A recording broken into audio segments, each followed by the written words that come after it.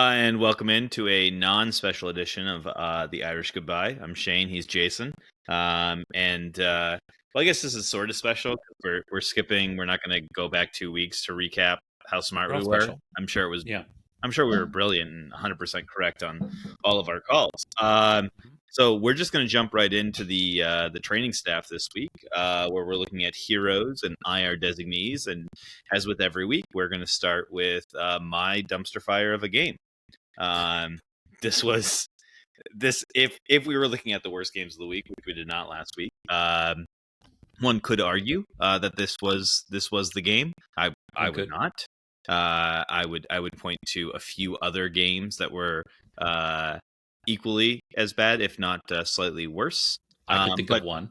Yeah, well, actually, so I think if we're really looking at it, I mean, might as well get this out of the way right now. I think bottom of the barrel and points a lot half calf was the worst game of the week. Huge blowout. Yeah, a huge blowout, historically bad performance by bottom of the barrel. And that was the worst game of the week. But anyway, we're not doing that this week because we said we were just going to start with training staff. And we're looking at the hero of the week. This is an easy one. Hero of the week is Tedero McMillan, 130 receiving yards, 2 receiving touchdowns, 8 receptions.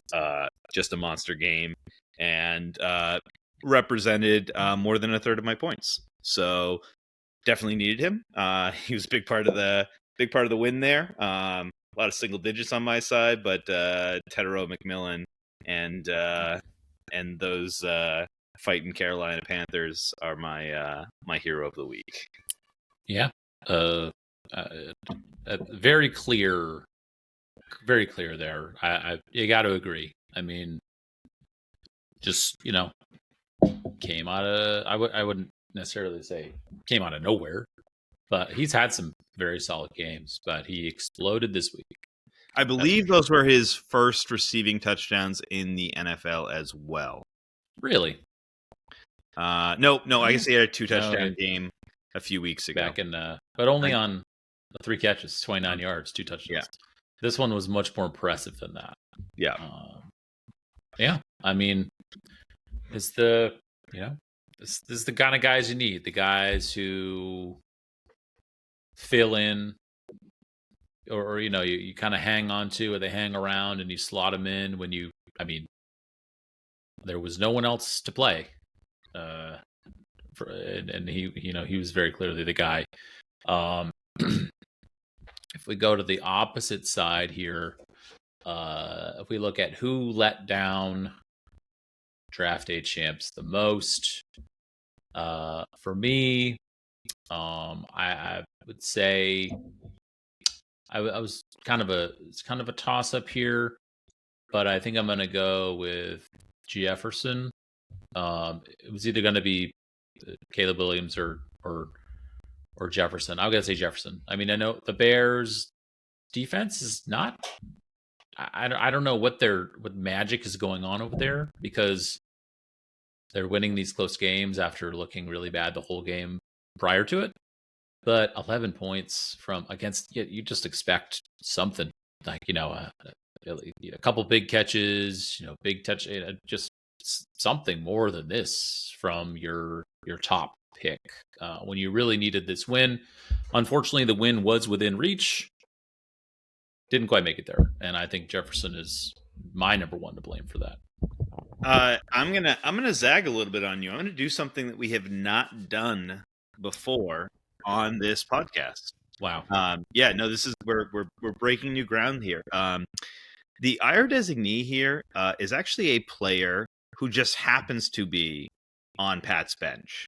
It wouldn't have mattered if he was a free agent as well. He still would have been the IR designee of the week for Pat. But that is JJ McCarthy, who cannot get the best wide receiver in the league the ball on a consistent basis. I don't know how much of that game you watched, Jason. Zero. But every time I tuned into it, it was JJ McCarthy missing Justin Jefferson, like a lot. And I didn't look at the stat line there, but my assumption is he had 9 targets, but still 5. Yeah, I mean, he makes bad. What he makes, depending on the yardage, he makes one more catch and it's a difference in the game. You know, or it was bad. It was rough. real bad. So so for me, our designee of the week, JJ McCarthy. By extension, he's sitting on catching the a stray here, but I'll allow it as the honest person here.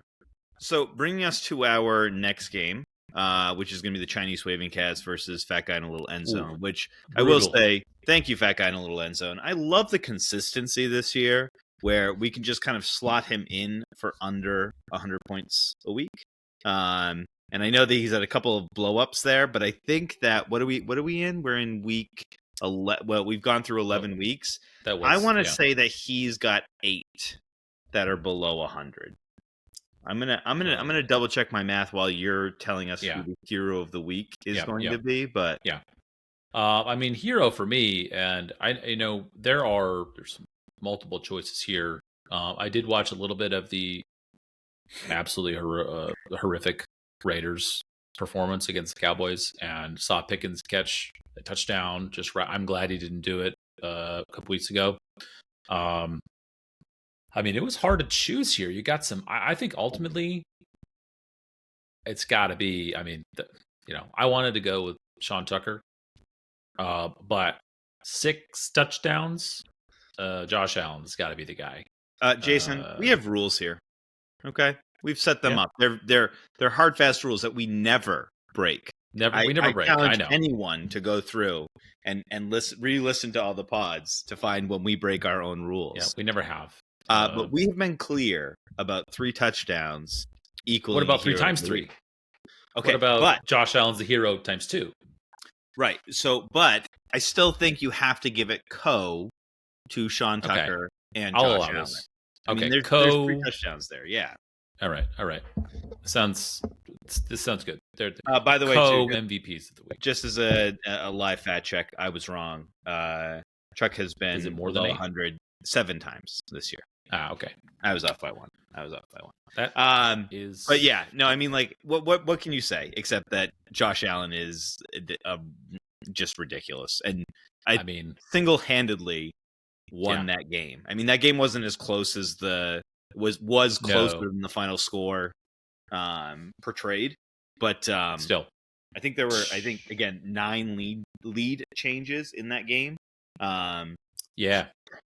So crazy game. It was nuts. It was nuts. I mean, he scored 45 in week 1 fantasy points, and then he's had, I would not say for him, I'm not saying pedestrian games, but he's had a couple under 20, high 20s, 25, but then the last few weeks 33, 25, 46, and aside from this week upcoming, his matchups are looking ahead to my own matchup against the Waving Cats. Not looking good for me when it comes to Josh Allen's matchups.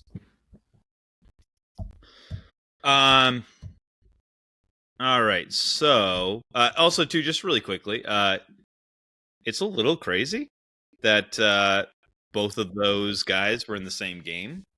Yeah. For the same team. Yeah. Kind of insane. So, looking over at Fat Guy in a Little End Zone, the IR designee of the week. You know who I'm gonna go? I'm gonna go with Matthew Stafford. He's been real solid this year. I mean, I think you could very good. You could look at David Montgomery, but in that horrendous game, like, I mean, what was an exciting Sunday night game that ended up being probably one of the worst Sunday night games this year. Real just plotting entertainment. But I just think Matthew Stafford has kind of set himself apart. This was one of his. He's got like kind of his last games. He's got 4 pedestrian games this year. But it's just not what you expected. I mean, only 15 completions. That's a low on the season. So, and especially in a game that they needed to have it, and they didn't. So, yeah. I mean, or Chuck needed to have it rather. Yeah. Yeah. I mean, the Rams still won, so they'll take it. But it's true. I mean, They almost lost. I was they did. I was talking up Stafford to Chuck last week, I believe, when he ended up winning on that, Watson getting like one catch, pushing him over the edge. I was like, man, if you started Stafford, it would have been no problem. And I mean, I'm not going to take the blame for this, but I might be partially responsible for Stafford getting the start.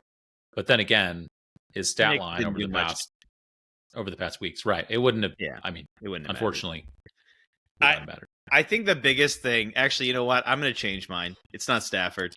Why not?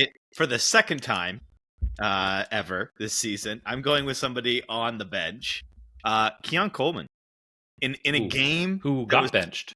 Yeah, so huge, and because he didn't show up for a team meeting, he was benched. That's a huge loss for like probably some significant points if you look at what it was at Shraver, maybe. Yeah. Maybe. Of course, yeah. You never know, but I'm just saying though that it certainly could have possibly. Then again, would Keon Coleman have scored 70 points by himself? Well, I mean, that's unlikely. Unlikely. As a former Coleman owner who drafted him in the 9th round and dropped him, I think, just before Halloween. He's been playing like he's been benched the whole season, more or less. Aside from, I think, week 1, he had 25 fantasy points, and since then, almost all single-digit games. So, again, in a high-scoring game like that, you would have liked him to be on the field. All right, that brings us to our next game, the Bare Naked Hades versus Clitankerous. Bare Naked Hades, I've got to say, are quite possibly one of the scariest surging teams in the league. I've been saying this repeatedly. Yeah, I'm the one positive for me. I do have to play Bare Naked Hades again this year, but it is on a bye week for a number of players on his team, and so late buys. Yeah, that's rough, and rough for the Bare Naked Hades, given that they need every win they possibly can get to push into the playoffs. But again, this is another clear hero of the week, which would be Travion Henderson. Again, we've said it. He finally did it. He did it. Big week. And so hopefully this cements him as the RB1 that Ross expected him to be when he drafted him. Yeah, I mean, Bare Naked Hades, filling up Ramondre Stevenson's Gatorade cup with all that salt to give him the gout. Really has paid off. Finally, he's finally put him on the shelf. Allowing Henderson to bloom here. And I mean, as we have had this hard and fast rule that we never break. Never. Henderson 3 touchdowns. That's the guy. On the other side, again, not a super close game, but pretty close. I mean, I think he got some. Stanker's got some big performances, but the one here, I mean, I don't know if this is really it's a tough call. I'm going to say Chubb, and not just because he got under 2 points, but because since we're just making things up now, essentially, the alternative was, and I might have, maybe this is just thinking in retrospect here, but I might have even started Chubb, and the Texans are so poor at doing things with running backs. I know I have another one of them, and he's slightly better somehow. It's Chubb, but asterisk. Also, Clitankerous himself. Because I might have argued against the Bengals. There's really no evidence to support this, aside from me making it up right now, that Gainwell, you might have looked at that and said, maybe I just slot this guy in and see what happens. because Chubb has been bad. Yeah, and bad. Yes, Gainwell's a backup, but he did have a big game when he was the lead guy. He had some other. I mean, I don't know. Maybe this is just wishful thinking, but I do kind of feel like if I were faced with Chubb or Gainwell, if you're throwing a dart, the dart went in the wrong direction. Because obviously that would have changed things completely. And I think you're right too, because even if you look at the previous 4 weeks and compare Chubb and Gainwell just straight up for this blowout week, I think Gainwell had something like 25 points ish between the previous 4 weeks, and Chubb had 20. So I mean he's outscored him even in the backup role. Yeah, but I will say the caveat to that is that the other time they played the Bengals, he didn't do anything. I mean, 7 points. That's more than Chubb got. But the difference being, of course, obviously the injury. But disregarding actual evidence, I'm going to go simply with my feeling here that starting Nick Chubb in 2025 it's a bad choice. Is more desperate of a move than what starting Gainwell would have been. For me, actually, it's RJ Harvey. You lost the law firm, Harvey and Dobson, J.K. Dobbins, but so you kind of expected Harvey to maybe have a bit of a breakout here. Maybe not go like crazy or anything, but I just feel like 30 rushing yards, 20 receiving yards. You get 50 total yards. This is not what you're looking for from a running back, and especially a guy that has performed this year, and now was kind of slotted, not necessarily to be like the sole back or anything like that, but you just thought that his role was going to increase, and that was not the case, which is unfortunate too, because he made some great pickups and plays with Michael Wilson. It was not a bad week over on Clint Takers' side. It's just he would have won multiple games. Yeah, a couple people sunk him, which was unfortunate for him, and really with Bare Naked Hades now surging up the ranks, unfortunate for a number of people in the league. So I would have liked Clint Takers to have won this. Rough week all around. Ridley going on the IR, Dobbins it being confirmed that he's going on the IR.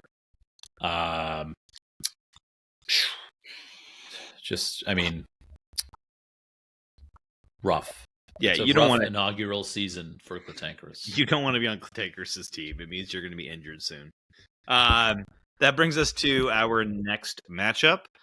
We've got bottom of the barrel and points a latte half calf. Bottom of the barrel, the R designee, actually a pretty easy one this week. Devonta Smith. He's been having a great season. He's been doing really well. It was an ugly game, but one catch. And seeing the amount of work that AJ Brown, who complained and told fantasy owners to drop him, and I might have thought about it for a little bit. That would have been a mistake. Right. He clearly outperformed his counterpart there.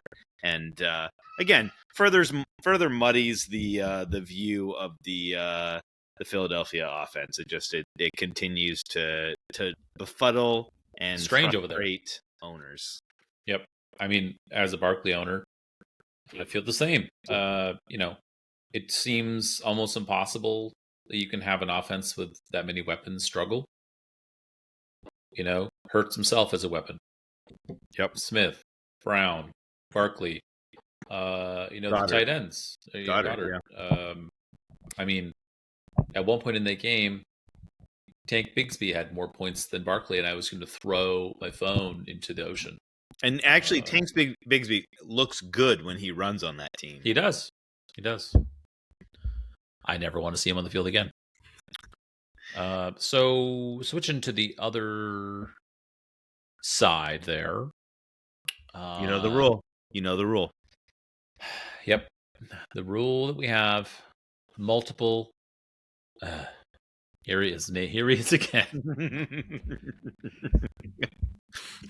Don't make me say his name. I mean, seriously though, this is so painful for us this season. Like, Jeez. this is two people who were burned by McCaffrey last year. My and God. Now look at his point totals. He is absolutely. Look at the season. No, he's making a joke of us. Like, he is personally insulting us on a weekly basis. Okay, just I mean, this is fantasy dominance, look at his right? catches. Like, we have a 9.8 point game in there. We have a 17.6 point game in there. Everything else is above 22 points. Jeez. Like, come on. This is not... One's 39, 34, 35. When you ask yourself why Points of Latte Half Calf is in first place, the answer is obviously because the universe wanted to play a cruel joke on these two podcasts right here, and say, hey, should have drafted that guy. Yeah. Every, Monday night, when I look at the results of the game and I lay my head down on the pillow with tears welling in my eyes, and all I can see is Christian McCaffrey's completely healthy calves and Achilles dancing for touchdowns across the field. You just have to wonder sometimes, is there a God? And I got to say, I don't think there is. Well, and also, too, let's just talk about how unfair it is to those of us who have struggled throughout this season with poor play. And you've got Points of Latte Half Calf who's like, hey, you know what? I'll spot you a wide receiver spot and a quarterback and still beat you by 55 points. No big deal. The RB I just traded for, who's on the team, an RB1, 9 points. No big deal. The other guy I got in that same trade, 9 points. Who cares? I'll put up 0. I'll put up 5. I'll put up... Guess what? I'm going to have 4 other guys score 20 or 30 points and just completely annihilate you. He would have won. He would have beat all teams except for 2. And he had a 0-point scorer and a guy under 6 points, and then 2-9. It just, we're not bitter about it at all. Life's obviously, not fair. But some may be. It is not fair.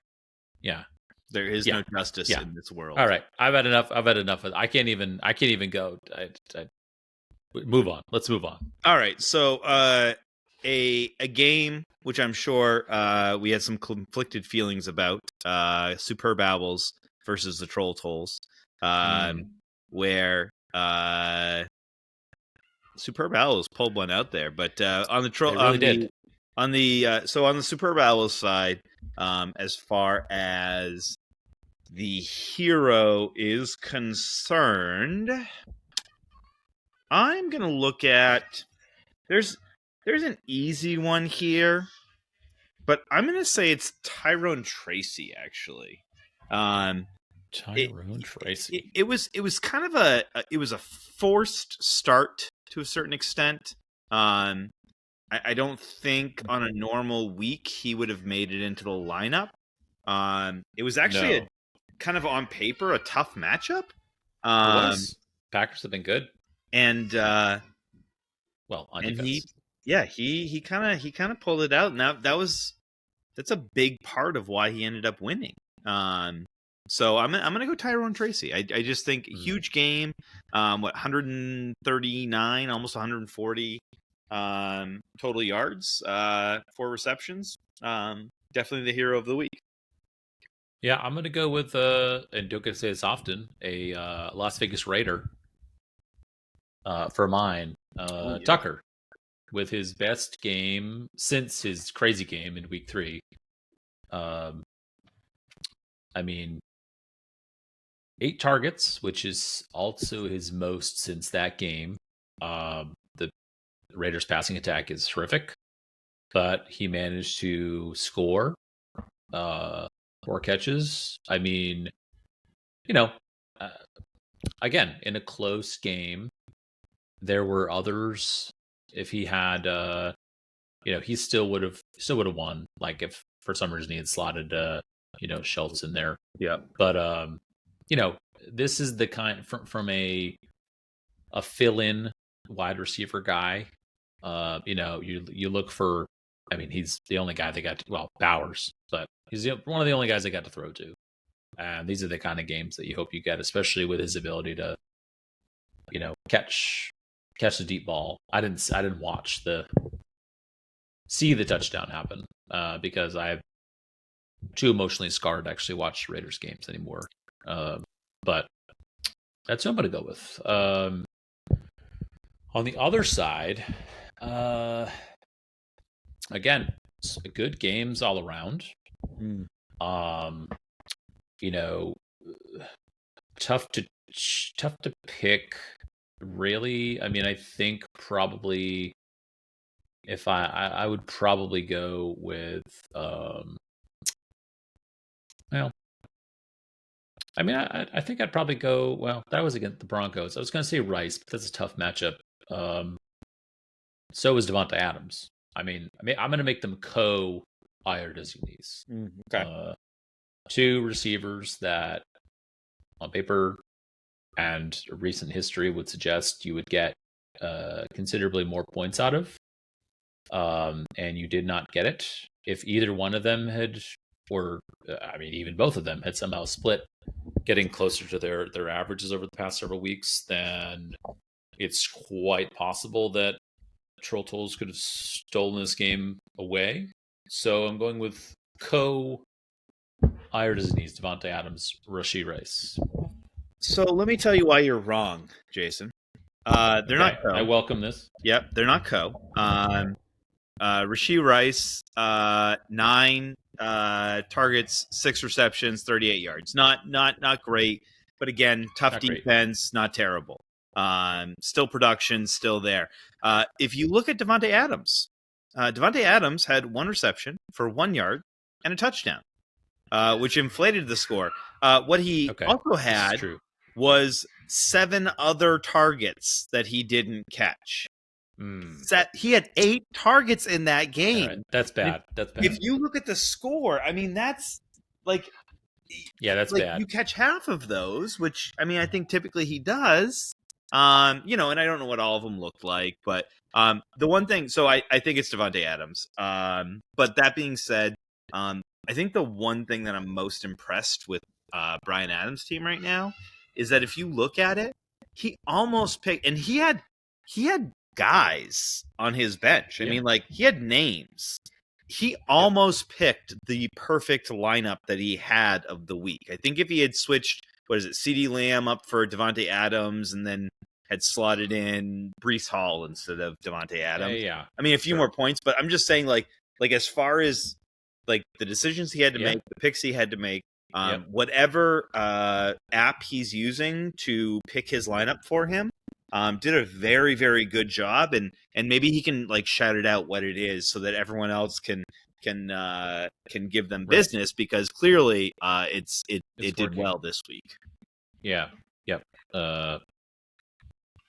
I mean, it is interesting to look at and see the players that he has acquired by trade, and how how they've slotted in or not. I mean, there's multiple guys here starting Jones over Breece Hall. Brave choice, and it worked out. Unfortunately, it didn't make a difference, but you don't end up being near the top, getting near the top of the league without having some sort of fantasy algorithm make decisions for you. So that brings us to the last game of the week: Mad Dogs versus Malcolm Death Squad. There were there's an asterisk next to this game. Jason knows what it is. There was some challenges for the Mad Dogs this week, and he wasn't able to check his lineup on time. And I fear, Jason, that if he had, you might have had we might have had a different outcome. But that being said, fantasy football is played no matter what's happening. And so we look at the IR designee for the week. And it would be easy to go with Ramondre Stevenson. I don't think that's the fair pick, though, because in all honesty, Mad Dog should have won this game anyway, regardless of this, based on your team's performance, because Lamar Jackson should have scored more than 7.5 points. Absolutely. You just that's unacceptable. I was shocked. I kept looking at that, waiting for the hammer to fall, seeing Henry's points tick up, seeing him have a Derrick Henry game, more or less. And I just kept waiting. I'm like, okay, they're scoring. Why am I not losing yet? Like, what is going on here? And then I saw, 2 picks, touchdowns. Maybe he had some sort of knee soreness, whatever's going on. But I was astounded to see that happen. Were you sweating on Sunday night? Yeah. Well, I did. I mean, I was. I was sort of following along. I'm like, okay, mostly watching for Barkley, and then I saw like, oh, what's this 40-yard touchdown pass, James Williams? Like, yeah, of course that's what would happen. I thought it was. I mean, I had no right winning this game. And then Brock Bowers had a game, and you were real torn there. Yeah, I mean, and that's. I was also assuming like they feed him the ball because again, who else do they have? He's almost impossible to defend, and I was just waiting for the short touchdown catch or whatever similar.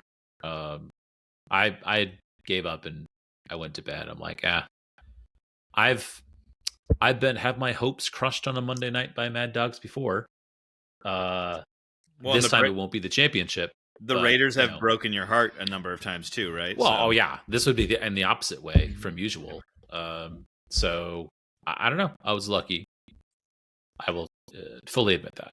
And then looking over on your side, it's pretty easy. It's rough over there. When you complete 47 passes for a new NFL record, Yep. Jacoby Brissett, and I'm going to be honest with you, the over-under on us choosing Jacoby Brissett as a hero this year, it wasn't great. Yeah. It wasn't great. The odds were not in his favor, but there he is. Partially because of the subpar team that he was playing on, I suppose. But and I hope that to continue. I mean, he has been doing well. He's at 2 touchdowns. Like he's had 2 touchdowns in the past 5 games. 2 touchdowns per game the past 5 games. A bunch of yards. I mean, yeah, they're throwing the ball a bunch. I mean, obviously this week was extraordinary because I was watching this, and into the third quarter he had like 9 or 10 fantasy points, and I was like, man, I should have picked up Purdy. Like I'm complaining about it publicly, and then things just started happening. I mean, can't really argue with that, because the rest of the team, I mean, apparently everyone decided they were going to score 6.1 points. 6.1. That is great. And then 6.6. Didn't get that. Yeah, he didn't get the memo. No. So in a rough week, I wouldn't have changed. I don't think I would have. Like I wouldn't have started. Hunt's only been. I mean, if he doesn't score a touchdown, he's worthless. But he has been scoring. But again, lucky win. Thank you, Jacoby Brissett. The Patriots and several other teams might not have wanted you, but you're number one to me, and I look forward to watching you hoist the. I'm not going to say that because I would be jinxing myself. I look forward to what you will do in future weeks. All right, so that brings us into full health. This is when we look at the best matchup of next week. We're into rivalry weeks now.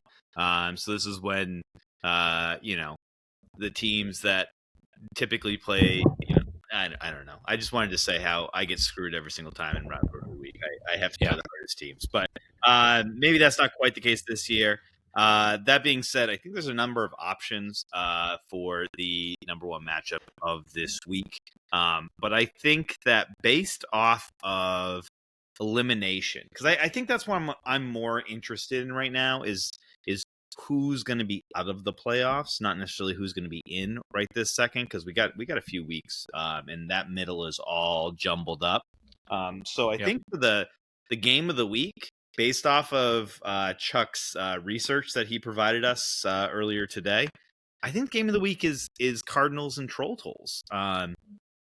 There's so many implications. I think it's going to be a good matchup. First off, I don't think, again, Yahoo loves the Troll Tolls. They do. And the Troll Tolls never live up to Yahoo's pride and admiration in them. And so I just think that if I end up squeaking out a victory here, it's going to eliminate what Mad Dogs and Draft Day Champions. Yeah. So I mean, yeah. I mean, again, I have to score a lot of points too, which I'm not known for doing this year. But it certainly it's one to watch. I think a lot more people are watching my game this week than typically watch it. Usually, it's 2 of us. Now we've got 4 people who are real concerned with my game. Yeah.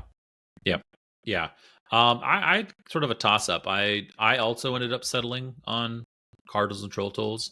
I also was looking at my own game because maybe in tandem with yours.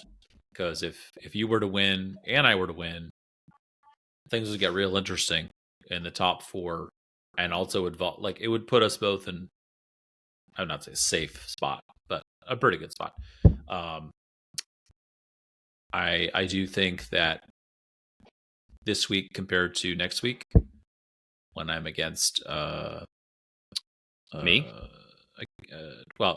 in 2 weeks from now, when I'm against Ken, looking at the ranking of games I need to win, I would rather somehow manage to beat Super Bowls this week, and I think it would really sort of throw a lot of. But I do think that your game against Troll Tolls is more, not just to other teams, impactful, but that middle of the pack would really get broken up if you were to win here.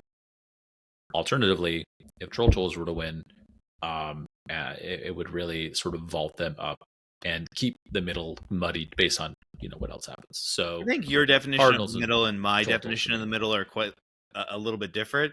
I feel like my definition is I move up into contention with the Troll Tolls, and then all of a sudden the middle gets more muddy. I see that you are just like you feel like you're on a different tier than me right now at your I mean, points, looking down at my 16 right now.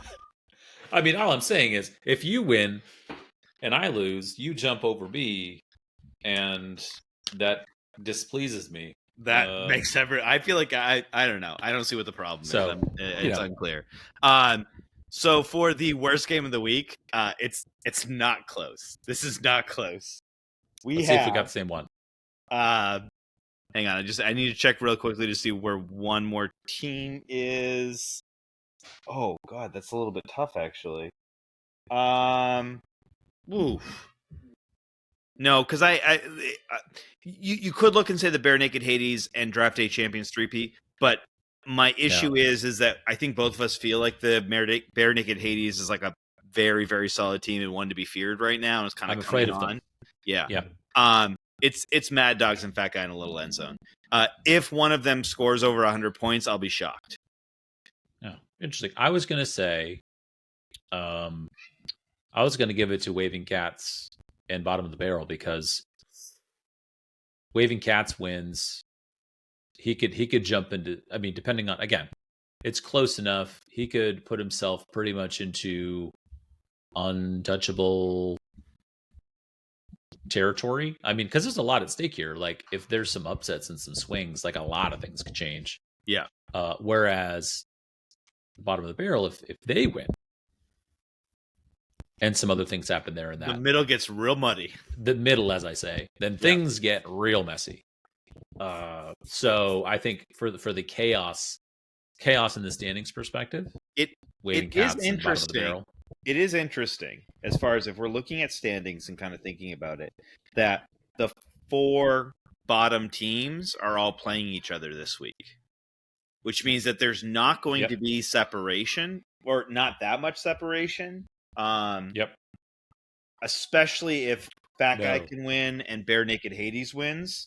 It really will. It'll eliminate a couple of teams at the bottom, but then it just those teams all become in contention now too. It gets real murky in that kind of those last playoff spots. It's an interesting, especially, and then looking ahead a little bit as well. Jumping past this, you have you and I next week against each other, which no matter what the results are this week for us, that will probably be, unfortunately, like the make or break game for one of us.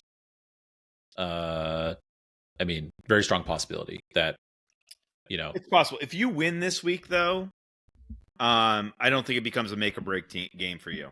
Not for me. No. Right. But if I don't win this, say I don't win this week and you do, then it becomes that will be, I will basically have to beat you, or else I'm going to end up having a real tough spot, because then I, close out against Ken. So, historically, I finished right in the middle more often than not, which is, I will say somewhat of a feat, if I do say so myself.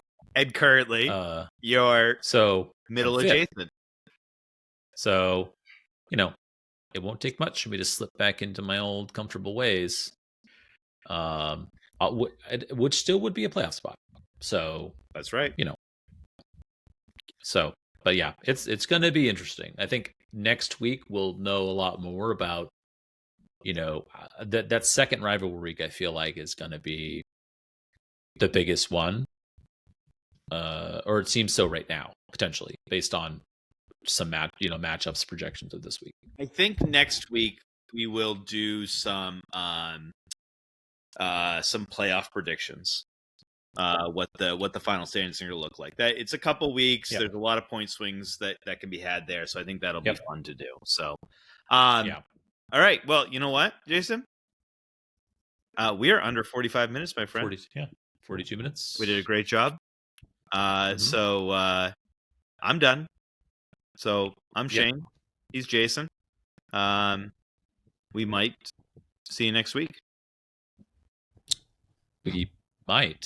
No, we see will. Next week. We may not be on speaking terms next week. We may definitely not be on speaking terms the week after. The week after, enjoy the content while you can get it. This is true, and I think we have like a number of we don't have to do pods at some point here too. So I think we might be able to just eventually really do an Irish goodbye here. That is true. Yeah, we will not be announcing that we won't be making any more episodes. Yeah, so, I like it. We'll look at the rules and we'll not get back to you. Mm-hmm. All right, I'm Shane. He's Jason. Bye. Bye, everyone.